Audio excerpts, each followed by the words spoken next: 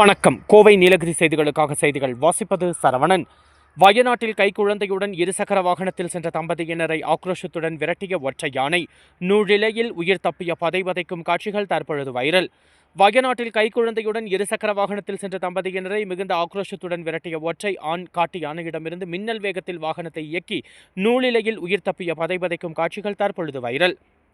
நீலகிரி மாவட்டத்தை ஒட்டி அமைந்துள்ள கேரள மாநிலம் வயநாட்டில் திருநெல்லிக்கோவிலுக்கு செல்லும் அடர்ந்த வனப்பகுதியின் நடுவே உள்ள சாலையில் கைக்குழந்தையுடன் தம்பதியினர் இருசக்கர வாகனத்தில் சென்று கொண்டிருந்தனர்.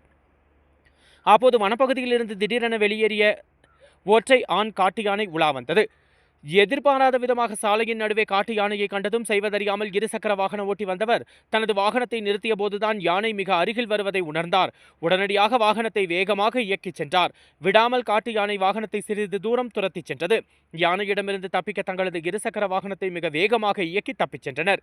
இந்த நிலையில் கைக்குழந்தையுடன் இருசக்கர வாகனத்தில் சென்ற தம்பதியினர் யானையிடமிருந்து நூலிலையில் உயிர் தப்பிய பதைபதைக்கும் காட்சிகளை எதிரே வந்த வாகன ஓட்டிகள் வீடியோ பதிவு செய்துள்ளனர். இந்த வீடியோ தற்பொழுது வைரலாகி வருகிறது. கோவை நீலகிரி செய்திகளுக்காக எமது சிறப்பு செய்தி ஆசிரியர் தமிழ் வெங்கடேசன்.